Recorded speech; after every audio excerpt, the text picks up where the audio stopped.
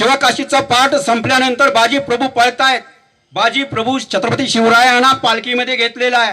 एका बाजूला उजवा हात आपल्या पालखीला दिलेला आहे, मान काटकोनात वळलेली आहे त्यांची. बाजी प्रभूची गनिमाचा अंदाज घेत आहे. डाव्या बाजूला शंभूसिंग जाधवराव आहेत. हे शंभूसिंग जाधवराव कोण आहेत? शंभूसिंग जाधवराव जे हे आहेत छत्रपती शिवरायांचे सख्खे मेव्हणे.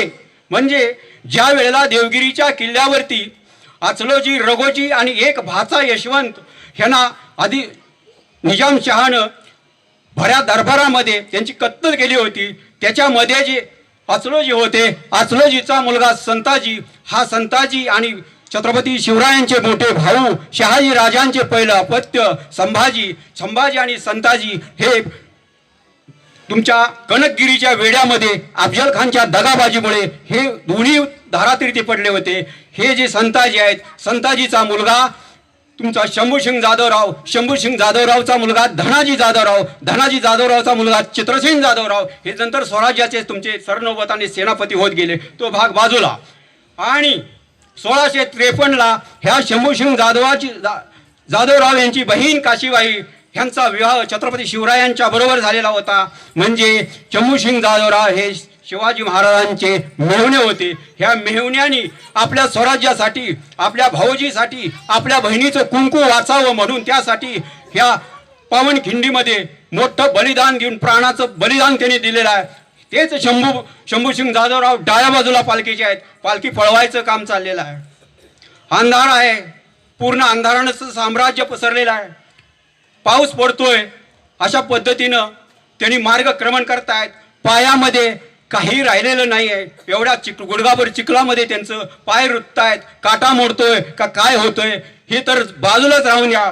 परंतु ह्या स्वराज्यातील मावळ्यांची असे चालत असताना, पळत असताना त्यांचे जे अंगारके आहेत ते अंगारके काटेरी झुडपांना अडकायचे आणि ते फाटायचे.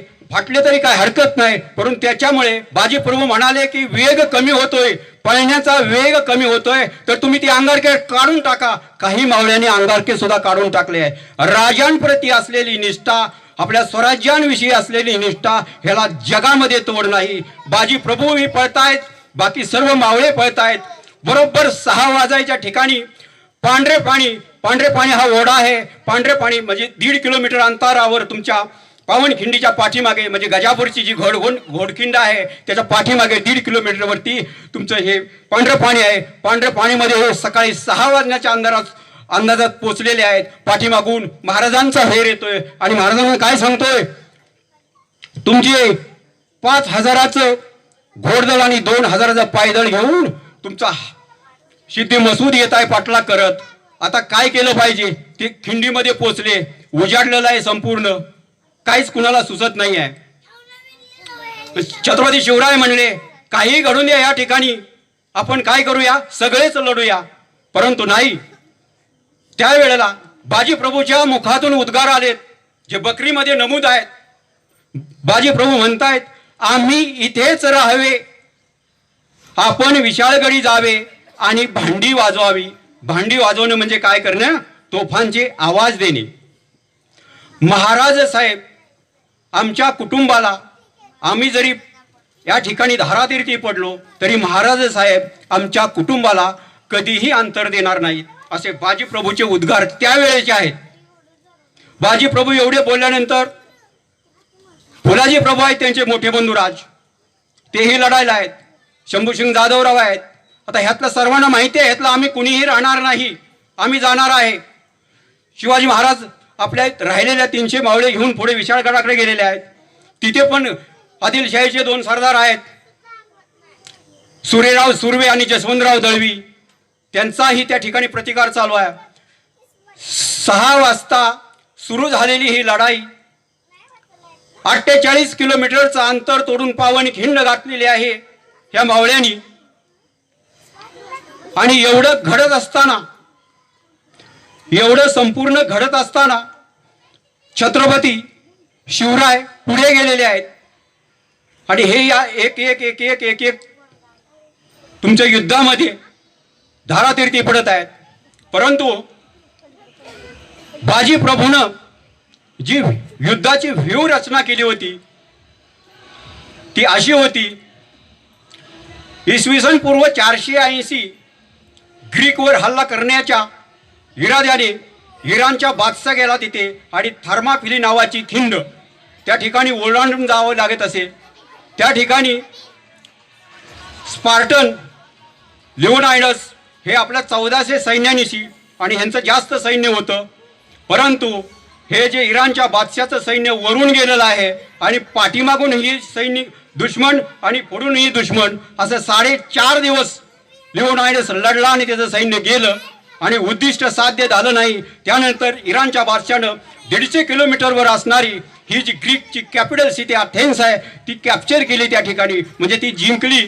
या ठिकाणी काय झालं आहे, वरून मोर्चे लावलेले आहेत बाजी प्रभूंनी की वरून दुश्मनाला येऊनच देत नाही आहे, दगडानं खालीच मारायचा, त्यांना गोपनीतून जे दगड आहेत ते सोडायचे, वर पोहोचून द्यायचं नाही. ही एक योजना बाजी प्रभू देशपांड्याने केलेली होती त्या ठिकाणी. आणि हे सर्व धारातीर्थी पडत चाललेले आहेत. दुपार होत गेली, तुमचे तोफांचे आवाज ऐकायला येत नाहीत, घायाळ झालेले आहेत संपूर्ण. फुलाजी प्रभू गेलेले आहेत, शंभूसिंग जाधवराव गेलेले आहेत, आता हे पण जखमी अवस्थेमध्ये आहेत, रक्ताने सर्व शरीर लाल झालेलं आहे, कुठं जखमाची जागाच शिल्लक नाही. तरी आपल्या स्वराज्यासाठी आपल्या राजासाठी निष्ठेने लढायचं काम चाललेलं आहे बाजी प्रभूचं. तेवढ्यात जसे तोफांचे आवाज आले, धाड धाड धाड धाड, त्याच ठिकाणी बाजीनं आपला देह ठेवला. 1-2 कुठं वाचले असतील आणि नसतील इतिहासाला माहिती नाही. आपला राजा गडावरती पोचला, विशाळ गडावरती पोचला, हे ज्या वेळेला त्याला समजलं बाजी प्रभूंना, ते अनंतामध्ये विलीन झाले त्या ठिकाणी. अशी ही बाजी प्रभूच्या आणि मावळ्याच्या पराक्रमाची गाथा आहे. छत्रपती शिवरायाने त्याच्यानंतर पहिलं काम जे केलं, भोर तालुक्यामध्ये म्हणजे भोर तालुक्यामध्ये सिंध म्हणून बाजी प्रभूचं गाव आहे, ते पहिली भेट तिथं दिली. मग हे फुलाजी प्रभूचे 4 पुत्र आणि बाजी प्रभूचे 4 पुत्र असे एकूण 8 पुत्र होते. त्यांना स्वराज्यामध्ये कायम स्वरूपी नोकरी दिली. त्यालाच आज आपण अनुकंपा तत्वावर म्हणतो. अनुकंपा तत्वावर भरती ही छत्रपती शिवरायाने 350 वर्षापूर्वी चालू केली होती. दुसरी पेन्शन योजना आहे. पेन्शन योजनामध्ये एखाद्या कुटुंबामध्ये सैनिकामध्ये आहे, सैनिक म्हणून आहे तो आणि धारातीर्थी पडलेला आहे आणि महिला एकटीच आहे, तर त्यांनी पेन्शन योजना चालू केली. पेन्शनची पद्धत त्यांनी अशी ठेवली होती, त्या सैनिकानं शेवटचा पगार किती घेतला ह्याच्यावर अवलंबून ठेवून ती पेन्शन योजना छत्रपती शिवरायाने चालू केली. दुसरी बाल प्रवेश योजना चालू केली की बालकांसाठी जर कुठे सुदृढ बालक तयार नाही होत, सुदृढ बालक झाले पाहिजेत आपले स्वराज्यामध्ये, म्हणून त्यांनी फुकट असं अन्नधान्य किंवा पोषक आहार ही बाल प्रवेश योजनामधून त्यांनी चालू केला. दुसरी एवढीच नाही, 2.5 योजना, 2.5 शेरी योजना त्यांनी चालू केली. त्याच्यामध्ये असं की कुटुंब एखादं वयस्कर आहे, आई वडील सगळे वयस्कर आहे, कमावतं त्या कुटुंबामध्ये कोणीही नाही, तर त्या कुटुंबाला स्वराज्यातर्फे 2.5 शेर धान्य पुरवण्याची व्यवस्था छत्रपती शिवरायाने केली त्या ठिकाणी. आता हे जे सर्व आहे, पेन्शन योजना, 2.5 योजना, बाल प्रवेश योजना, बऱ्याच सगळ्या योजना आहे, प्रशासकीय योजना, जे छत्रपती शिवरायांनी आपल्या रयतेसाठी करावं असं वाटलं ते संपूर्णतया त्यांनी केलेलं आहे. आता जाता जाता एक इतिहासकार, इतिहास संशोधक वामन सीताराम बेंद्रे यांचं आमच्यावरती किती आणि कसे उपकार आहेत ह्या गोष्टीचा जर विचार केला आपण, तर ज्यावेळी छत्रपती शिवरायांनी सुरतेवरती 5 जानेवारी 1664 ते 10 जानेवारी 1664च्या दरम्यान त्यांच्या छावणीमध्ये डच चित्रकार आणि डच अधिकारी, इंग्रज अधिकारी छत्रपती शिवरायांना सुरतमध्ये भेटायला आल्यानंतर डच चित्रकाराने समोरासमोर बसून छत्रपती शिवरायांचा फोटो काढला होता. तो लंडनच्या संग्रहालयामध्ये होता. तो लंडनच्या संग्रहालयामधून 1928ला वामन सीताराम बेंद्रे हे थोर इतिहास संशोधकांनी भारतात घेऊन आले. त्याच्या अगोदर पुस्तकामध्ये किंवा लोकांना माहीत असलेले एक परदेशी सरदार, मुसलमान सरदार, त्यालाच छत्रपती शिवराय म्हणायचे. परंतु 1928 नंतर लंडनच्या संग्रहालयामधून वामन सीताराम बेंद्रे, वासी बेंद्रे सरांनी तो फोटो घेऊन भारतात आणला. तेव्हापासून छत्रपती शिवरायांचा जो फोटो आहे तो आपल्याला स्पष्टपणे जाणवला आणि तोच खरा फोटो आपल्याला आजही आपण पाहतो. असे हे छत्रपती शिवरायांचे धर्माविषयी, रयतेविषयी देह निष्ठा आहे, त्यांची अप्रतिम अशी निष्ठा आहे. एक एक पैलू सांगायचा म्हटलं तर त्याला बराच कालावधी लागतो. मुलांनी सांगितलं की बाबा पावनखिंड, ठीक आहे, पावनखिंडीचा या ठिकाणी भाग जवळजवळ संपलेला आहे असं मी गृहीत धरतो. लोकांनी जे केलं ते माझ्या राजानं कधी केलं नाही. लोकांनी जे केलं ते माझ्या राजानं कधी केलं नाही आणि माझ्या राजानं जे केलं ते जगात कुणाला जमलं नाही. म्हणून रयतेचे सर्वश्रेष्ठ राजे छत्रपती शिवराय जगामध्ये होऊन गेले. बोला छत्रपती शिवाजी महाराज की.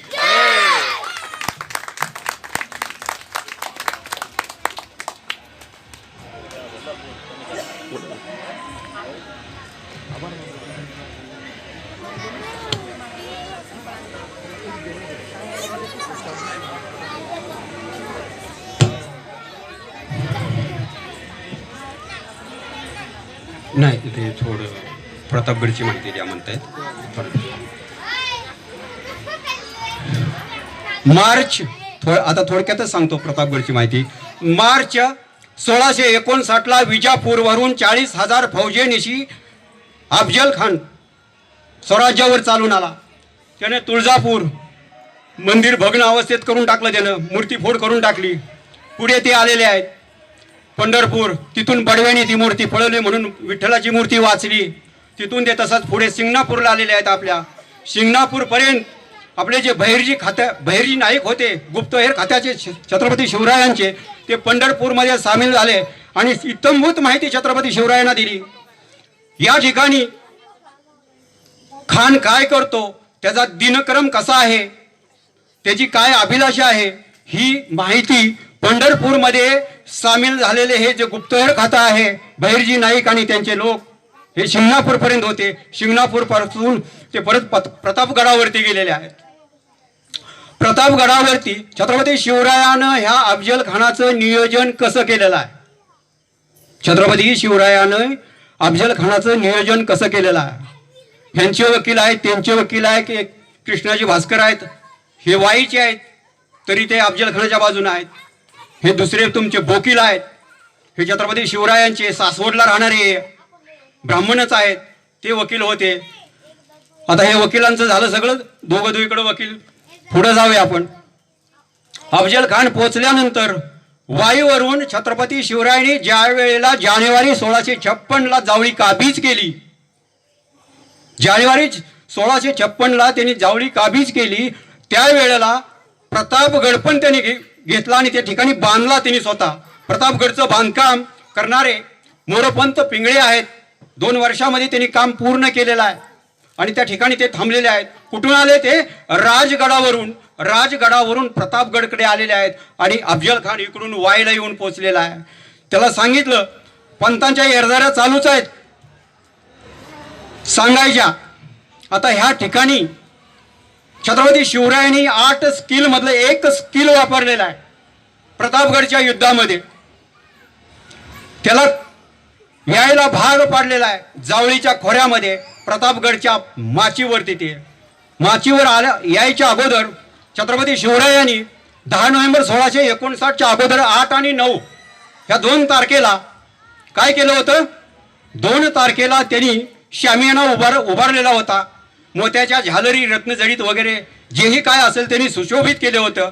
आता हे कशासाठी केलं होतं पुढे येईलच सांगायला. आता बरोबर 11 वाजता 10 नोव्हेंबर 1659 सकाळी 11 वाजता अफजल खानला छावणीमध्ये आणून बसवलेलं आहे शामियानामध्ये. आता हे शामियानामध्ये आणून बसवल्यानंतर शत्रूच्या विचाराची दिशा बदलण्याचं सामर्थ्य फक्त जगामध्ये शिवरायांच्याकडे होतं.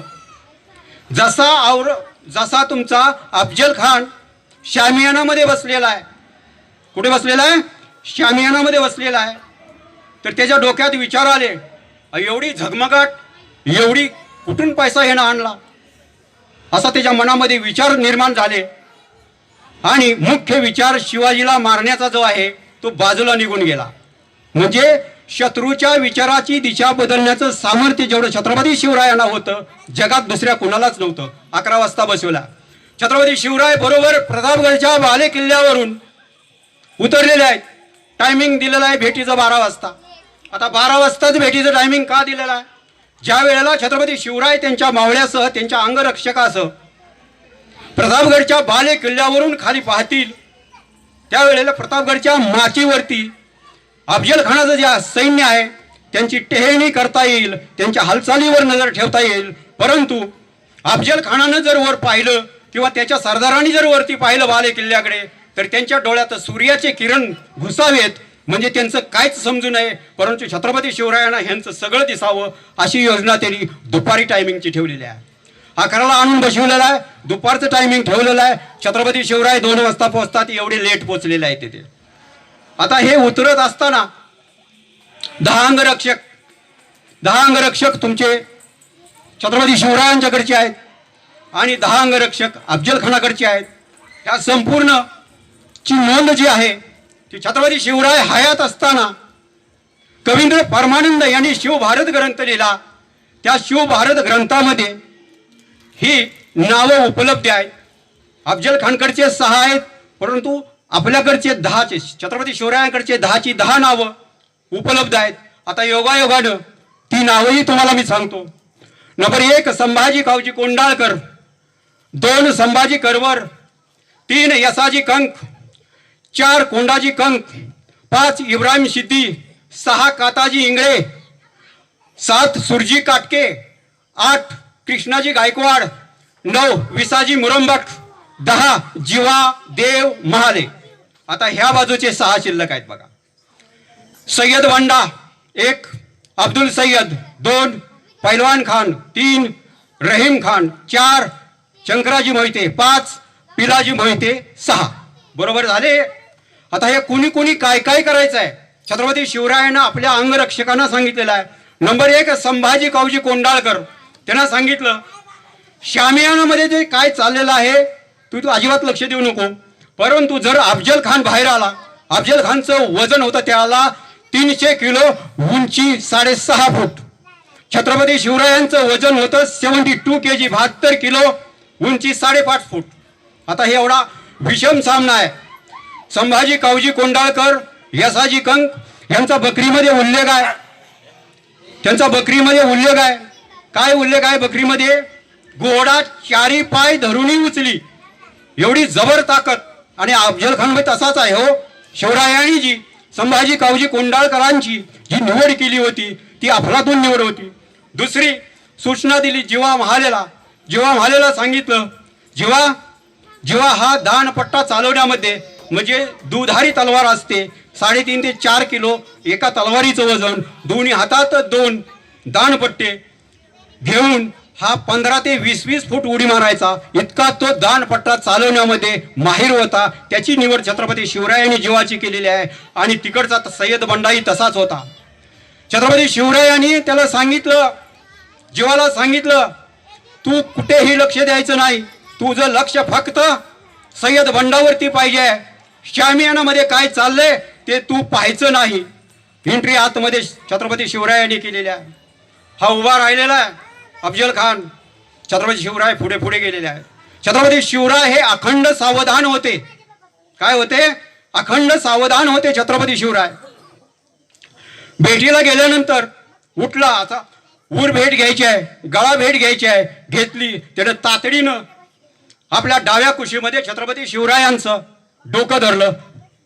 आतमध्ये मंदिराच्या आतमध्ये सुद्धा त्यांनी योजनाच तशी केलेली होती. शिरस्थान घातलं होतं, काही झालं नाही. परंतु एका क्षणामध्ये त्यांच्या लक्षात आलं की हा आपल्याला मारणार आहे. त्या अगोदरपासूनच त्यांना माहिती होतं की आपल्या जीवाशी हा खेळतोय, ह्याला अजिबात सोडायचा नाही. याला त्यांनी क्विकमध्ये म्हणजे जलद गतीनं तुमच्या हातामध्ये जे बिस्वा आहे तर पोटामध्ये घुसवून आडवे पोट फाडलेलं आहे तिथं.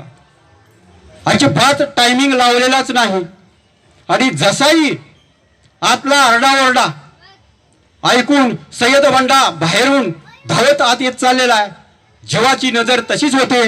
जीवाच्या नजरेला जसं पडलं तसा तोही पाठीमागून गेला आणि तो छत्रपती शिवरायांच्या बरोबर पोहोचण्या अगोदरच उजवा हात या जीवा महालेनं वरचे वर उडवला, तेव्हापासूनच मन रुजवा होता जीवा म्हणून वाचला शिवा.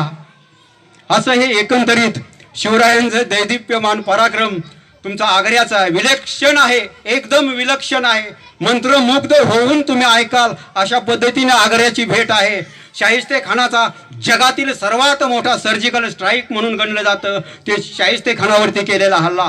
सुरतेची लूट ही तशीच आहे. कुठलंही बाजू घ्या, प्रशासकीय बाजू घ्या, तुमची युद्धनीतीची बाजू घ्या छत्रपती शिवरायांची, तुम्हाला त्याच्यातून काहीतरी शिकायलाच मिळणार. कोणी म्हणलं ना पेन्शन योजना चालू केली, अनुकंपा तत्वावर चालू केली, हे त्यांचंच चालू आहे.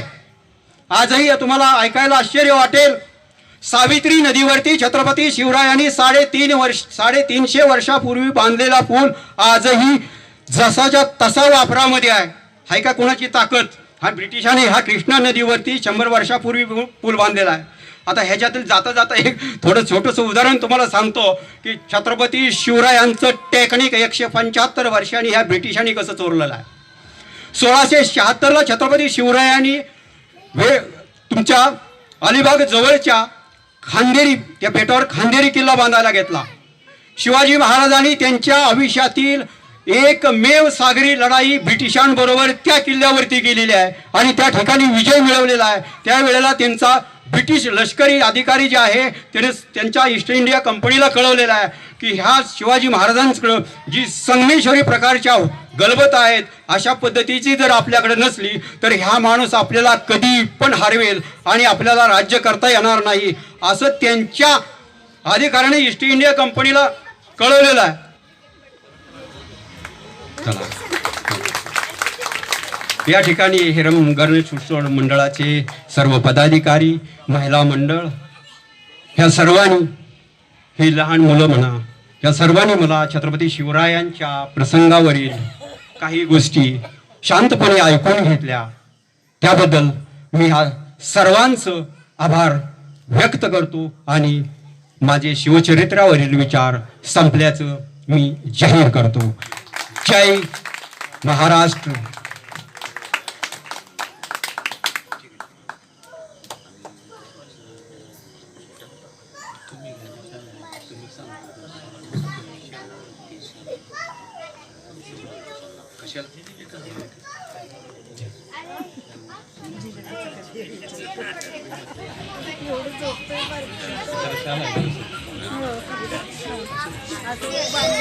आजचा हा छत्रपती शिवाजी महाराजांच्या जीवनावरला जो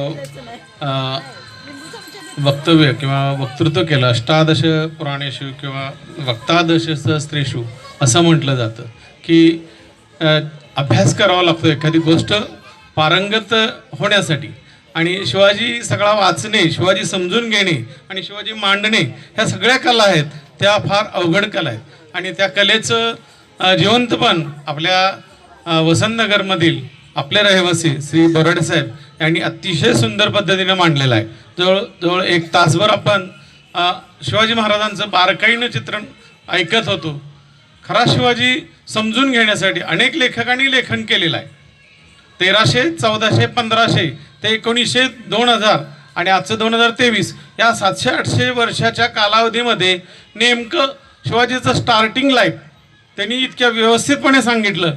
त्याच्यानंतर एखादी गोष्ट लिहून ठेवली, बखरी मांडल्या किंवा त्यानंतर त्यातल्या वासीवेंद्र असू द्यात, इतिहासाचार्य राजवाडे साहेब असू द्यात, अनेकांनी आपापली मतं व्यक्त करून इतिहासावरती दैत्य मांडलं आणि ते दैत्य वाचकांच्यापर्यंत नेलं.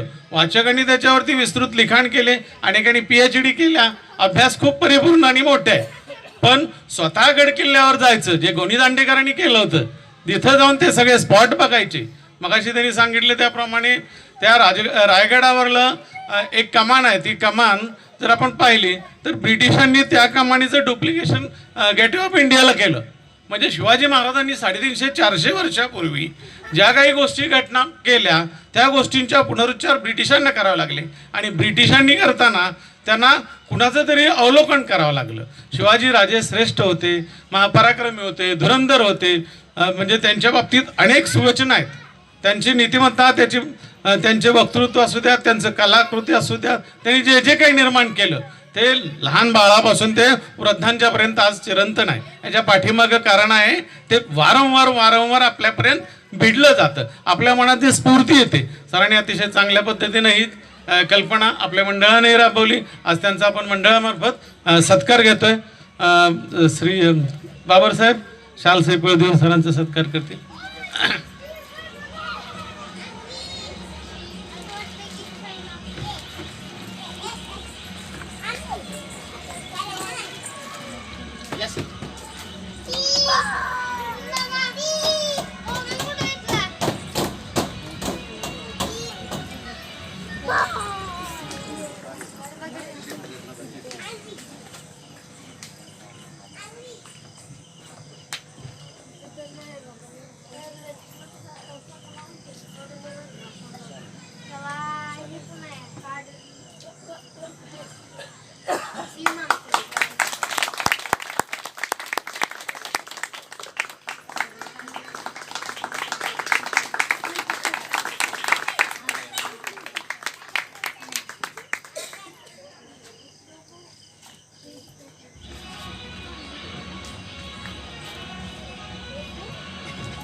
आपल्या मंडळाचे कार्यकर्ते बाबर सर जे उडतऱ्याचे ग्रामस्थ आहेत ते आपलं मनोगत व्यक्त करतील. नुकतेच शाळेतून सेवानिवृत्त झालेले आहेत, त्यांचा सत्कारही आपण घेणार आहोत.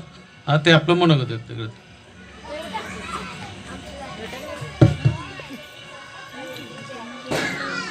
आज श्री हेरंब गणेश उत्सव मंडळ या मंडळानं जे व्याख्यान ठेवलं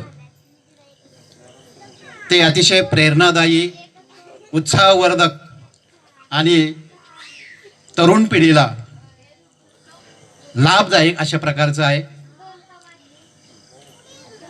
हे व्याख्यान ठेवल्याबद्दल मी श्री हेरंब गणेश उत्सव मंडळ यांचं खूप खूप अभिनंदन करतो आणि आभारही मानतो. या मंडळाचे अध्यक्ष तरुण, तडफदार, हुशार आणि सर्वांना खेळीमेळीनं एकत्र करून आणणारे असे हे प्रशांत कदम खरोखर आपल्यात एक कुटुंबच झालेलं आहे. त्यांनी या ठिकाणी नुकतंच 30 जून रोजी मी किकली केंद्रातून केंद्रप्रमुख पदावरून मी रिटायरमेंट घेतलेली आहे. खऱ्या अर्थानं ते रिटायरमेंट होत नाही, फक्त टायर बदललेला आहे थोडासा. म्हणजे आता शिक्षणाच्या क्षेत्रातून मी सामाजिक क्षेत्रामध्ये शिरलो नाही. तर या कार्यक्रमानिमित्त मला असं म्हणावंसं वाटतंय की खरोखर अशा प्रकारचे कार्यक्रम आपले दरवर्षी इथून पुढे चालू राहतील आणि मंडळाची प्रगती उत्तरोत्तर वाढत जाईल. शिक्षण घेत असताना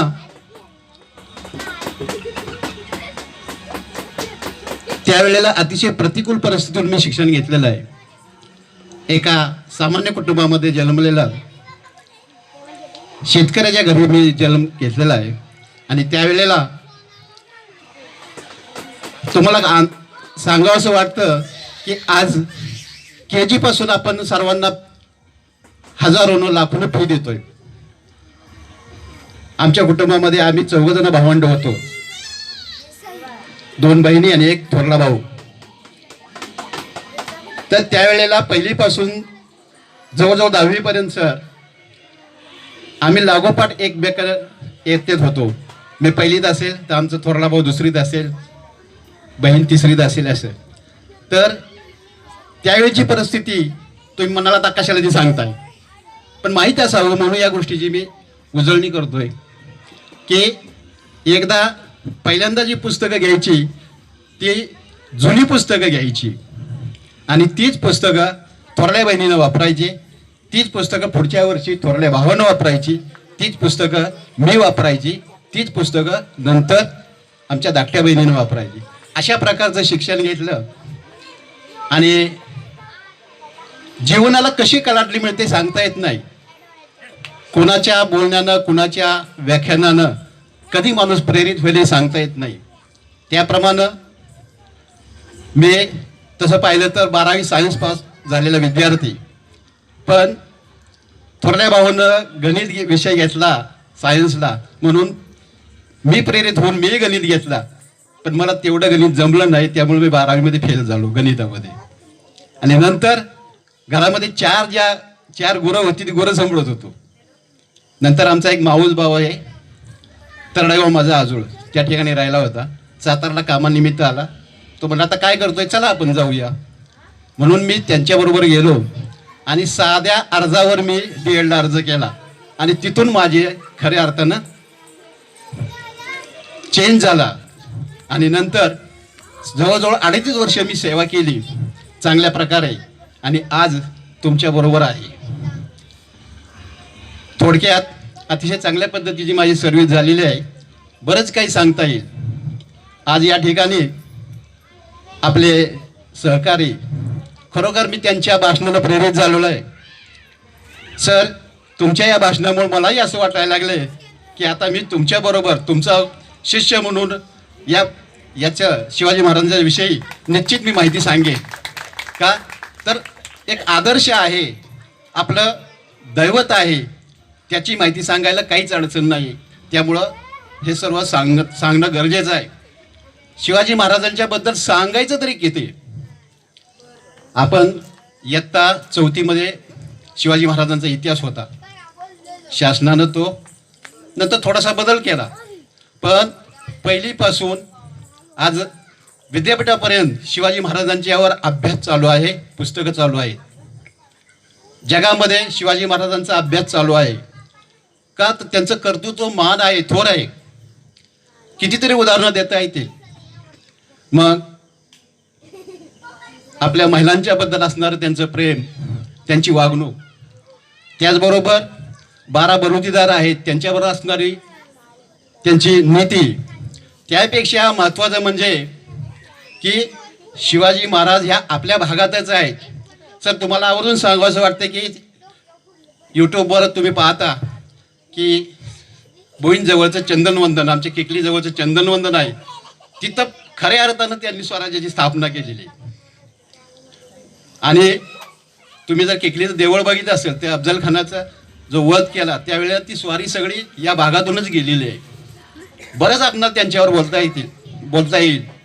आज खरोखर बोराडे सरांनी लहान मुलांपासून मोठ्या माणसांपर्यंत अतिशय प्रेरणादायी अशा प्रकारचं भाषण दिलेलं आहे. मी हेरम गणेश उत्सव मंडळामार्फत मी त्यांचे खूप खूप आभारी आहे, त्यांचे आभार मानतो.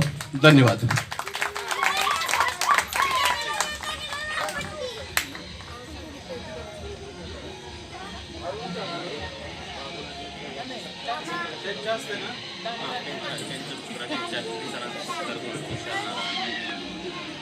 बाबर सरांचा सत्कार सेवानिवृत्तीचा ठीक आहे, दोघंही या मग. आपले नुकतेच प्रमोशन झालेले पंचायत समिती सातारामधून ग्रामविस्तार पदावरून जे बढती मिळालेले अधिकारी आज त्यांचा सत्कार करतील. जोडीचे काय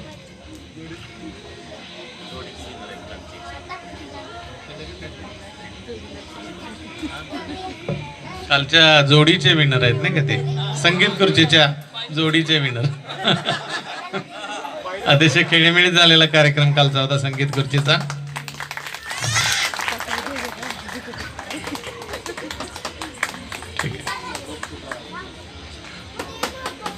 आज झालेल्या चमचा लिंबूच्या स्पर्धा, त्यानंतर काल झालेल्या संगीत खुर्चीच्या स्पर्धा, सर्व अबालवृद्धांना यामध्ये सहभाग घेता यावा आणि आपला आनंद वृद्धिंगत व्हावा यासाठी आपण वेगवेगळे विषय आणि कार्यक्रम घेऊन दररोज विविध स्पर्धा पार पाडत आहोत. कार्यक्रमातील सर्वांनी सहकार्य करावी ही विनंती.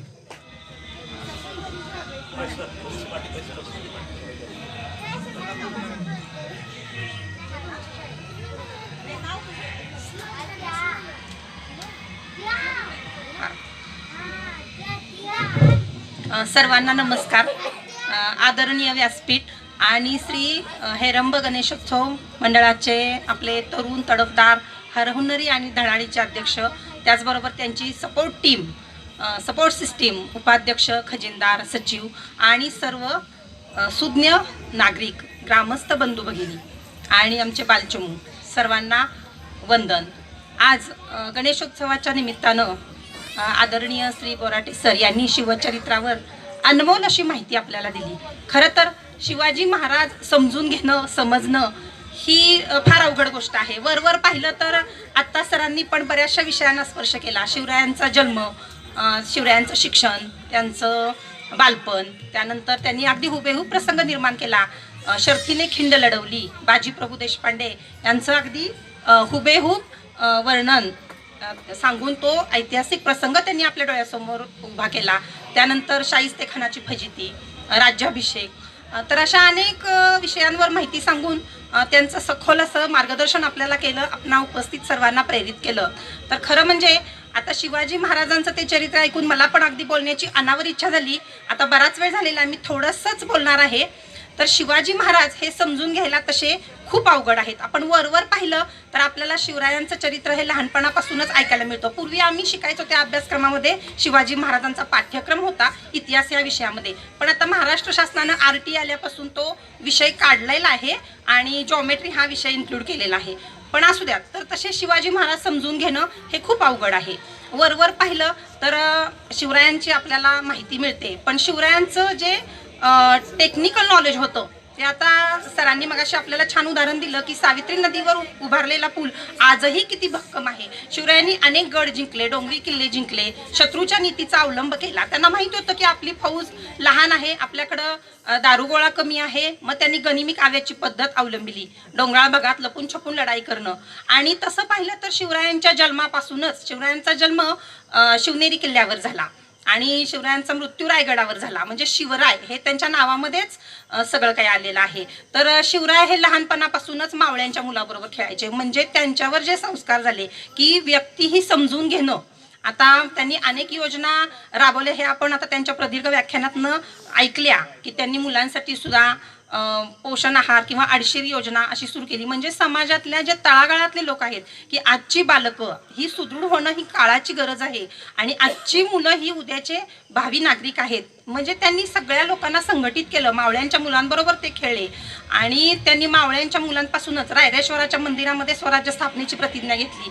तुमच्या आमच्या मनामध्ये त्यांनी स्वराज्याचं बीज पेरलं, स्वराज्याची ज्योत प्रज्वलित केली आणि नंतर ती आयुष्यभर अखंड तेवत ठेवली. मग तुमचे बाजी प्रभू देशपांडे असू देत, नाहीतर नेताजी पालकर असू देत, बहिर्जी नाईक असू देत, शिवा काशीद, असे अनेक शूरवीर आपल्या भारतामध्ये होते आणि त्यांनी मदत केली म्हणूनच शिवराय स्वराज्य स्थापन करू शकले ना. शिवरायांचा धाडसी स्वभाव, कणखर वृत्ती, बाणेदारपणा, संघटन कौशल्य आणि टेक्निकल नॉलेज, तंत्रज्ञान, हे डोंगरी किल्ल्यांवर पाण्याचा साठा कुठं असेल, कुठं आपण टेहळणी ब्रुंज केला पाहिजे, कुठं अन्नधान्याचा साठा केला पाहिजे, पाण्याचे साठे केले पाहिजेत, हे त्यांचं नॉलेज हे आज 300-350 वर्षानंतर सुद्धा आपल्याला कळतंय.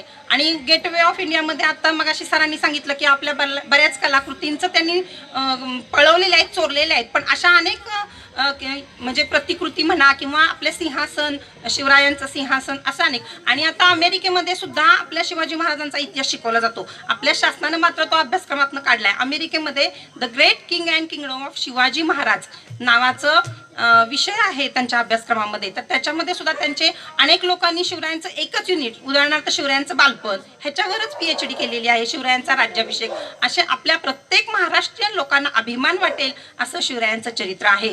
आणि एक थोडासा एकच विषय सांगायचा राहिलेला आहे, तो मी सांगून थांबणार आहे. तर शिवरायांच्या राज्याभिषेकामध्ये, त्यांच्या गुप्तहेर खात्यामध्ये अनेक प्रकारची लोक होती, सर्व जाती धर्माचे लोक होते. म्हणजे शिवरायांनी सगळ्या तळागाळातल्या स्त्री वर्गाला सुद्धा, सर्व जाती धर्माच्या लोकांना सुद्धा आपल्या स्वराज्यामध्ये संघटित केलं, त्यांच्या मनामध्ये देशप्रेम जागृत केलं, रायरेश्वराच्या मंदिरामध्ये स्वराज्य स्थापनेची प्रतिज्ञा केली, स्त्रियांच्या विषयी प्रचंड असा आदरभाव त्यांच्या मनामध्ये होता.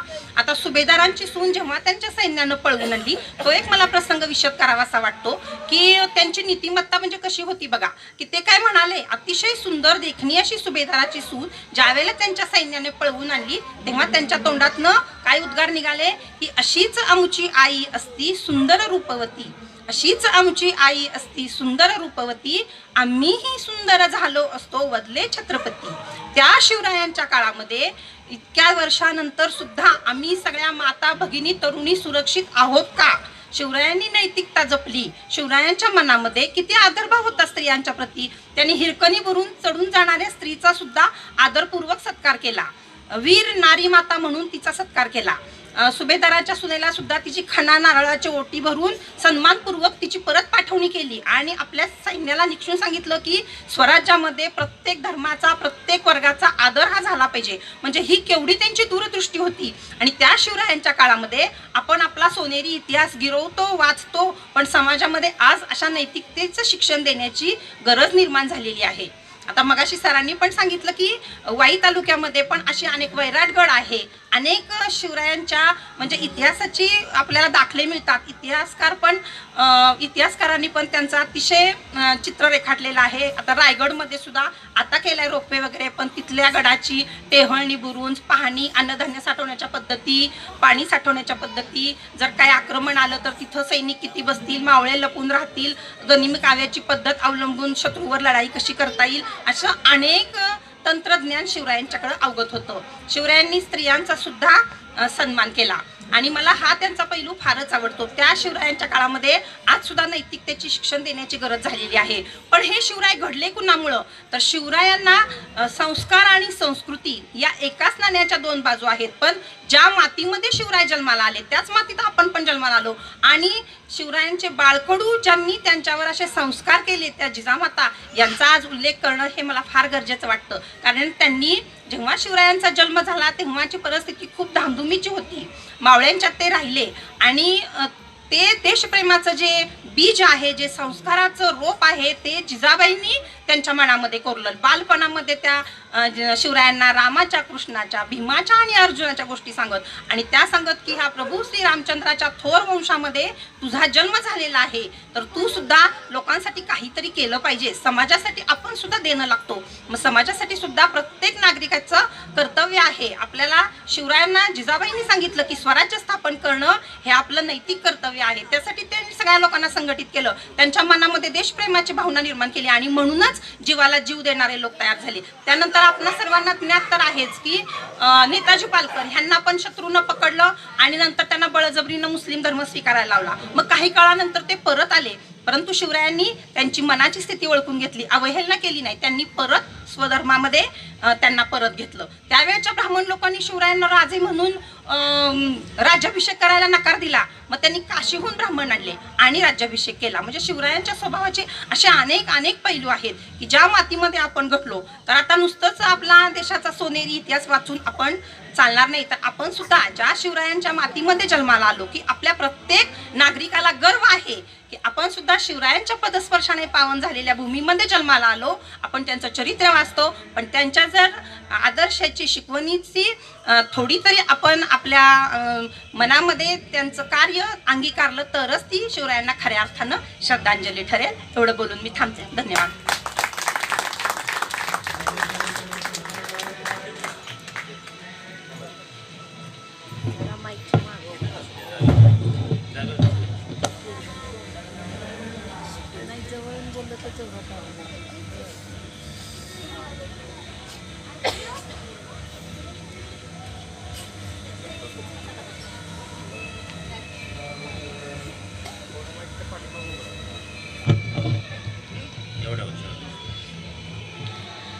माझे नाव श्लोक गणेश नलवडे, अध्यक्ष माशे, पूज्य गुरुजन वर्ग आणि इथे जमलेल्या माझ्या छोट्या मोठ्या बालमित्र मैत्रिणींनो, आज मी तुम्हाला छत्रपती शिवाजी महाराज यांच्याविषयी काही 4 शब्द सांगणार आहे. ते तुम्ही शांतचित्ताने ऐकावे अशी माझी नम्र विनंती.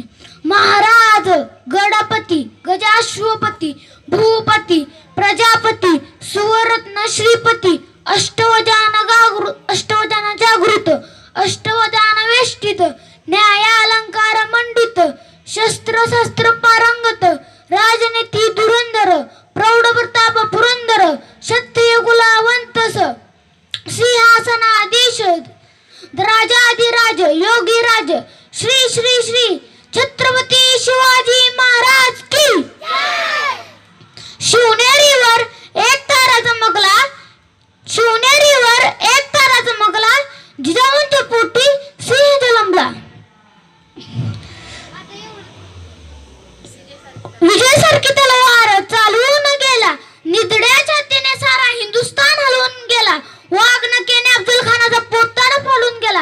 मुठभर मावळ्याला घेऊन हजारो मुघलांना लढवून गेला. अरे स्वर्गात गेल्यावर देवांनी ज्यांना चुकून मुजरा केला, अरे स्वर्गात गेल्यावर देवांनी ज्यांना चुकून मुजरा केला, असा एक मर्द मराठा माझा शुभ होऊन गेला, माझा शुभ होऊन गेला. जय जिजाऊ जय शिवराय. धन्यवाद.